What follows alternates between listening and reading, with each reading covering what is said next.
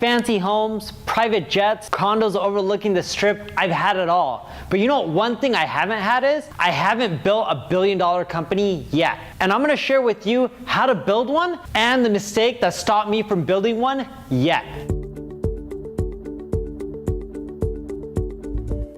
Most of my friends are entrepreneurs. Similar to me, they've done well. And when you look at me, you think, oh, successful guy, nice home, he has money, he dresses decent. But you know what? Compared to my friends, I'm really, really poor. I have a lot of friends whose salary, not business revenue, but their salary is in the hundreds of millions of dollars a year. I have friends on the Fortune 1000 list and people are worth 5, 10. Actually, I don't know anyone above 10, but I know quite a few people between 5 and 10 billion dollars. That's a lot of money, right? People think millions of dollars is a lot of money. No, billions of dollars is a lot of money. I've seen some of my friends walk in a Vegas casino and people are really sad and they're like, here's 50 grand.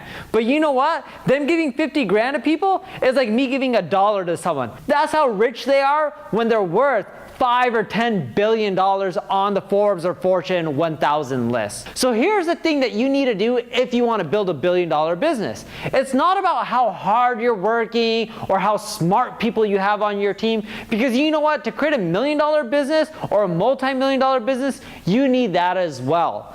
But the difference between creating a business that does hundreds of millions versus billions of dollars is you need a business that solves a problem for a really big market cap. One of my first businesses is called Crazy Egg. A lot of businesses are using it. We have hundreds and thousands of companies that are using Crazy Egg each and every single month. And what it does is it helps you optimize your website so that way more of your visitors convert into customers. And that's a decent pain that a lot of people are experiencing. But here's a problem, and here's why Crazy Egg will never be a billion-dollar business. It doesn't solve a big enough problem.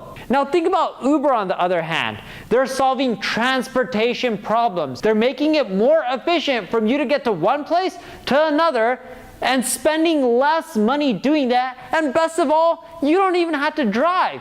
You can be a poor person and now you can have a driver just like those rich people have. Uber is solving a huge problem.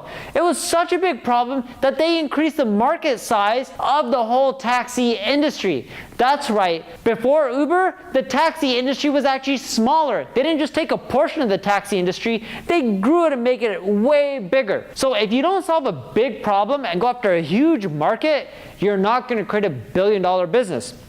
Now, whatever idea you have somewhat competitors. It may not be direct competitors, like Uber's not directly competing with taxis. A lot of people aren't like, should I take a taxi or Uber? It's more so they're like, oh, I need to go to a place. I'd rather have an Uber versus having my own car. Like me, I don't even drive, right? But when I'm in New York, it's easier to grab a cab than it is to grab Uber in most cases. But if you're not going after a really big market, you won't do well. And a lot of people, and you may be thinking, hey, if I want to create a billion-dollar business, I want to create this new category, but no, stop. Sure, you can innovate in a sector, but go after something that's a really big TAM. If you're not familiar with what TAM, T-A-M stands for, TAM is total addressable market size.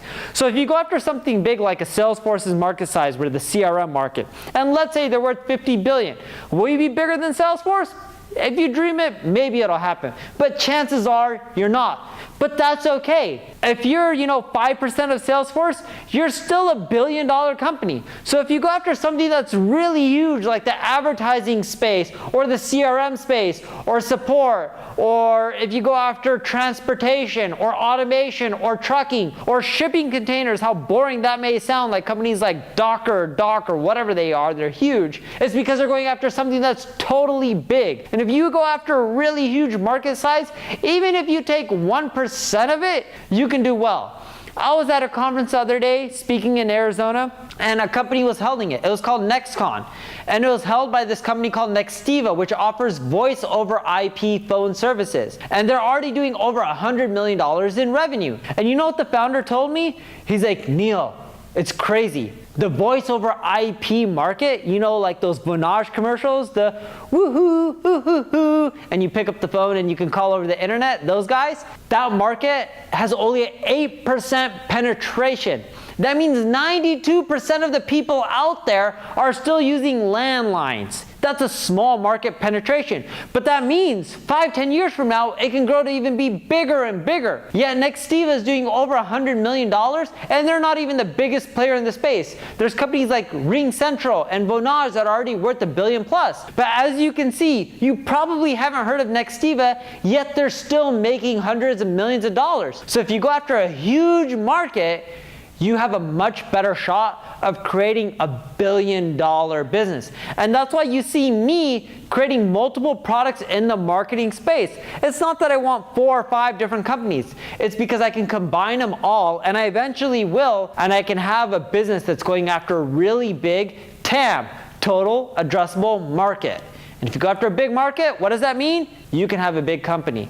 So if you're not sure if your idea is going to be big enough where you can hit that $1 billion mark, leave a comment and I'll respond and I'll tell you if it's a big enough idea. And if you're unsure and you need help, go to Google Finance. You can see other publicly traded companies in their financials. That'll help you determine if idea is a good idea. You can just type in a stock quote like Apple AAPL and it'll reveal their stock price and market cap. The other thing you can do is go look at Google Trends and type in keywords related to your space, and it'll show you how many people are searching for stuff related to your space, like the word computers. So once you have that chart, and if it's huge, you're doing a good job. If it's small, you're doing a bad job. And compare it when you're using Google Trends to the term digital marketing. It has to be at least 10 times bigger than the word digital marketing. And again, if you're unsure, leave a comment. I'm here to help you out. Make sure you subscribe to the channel, and I'll speak to you in my next video.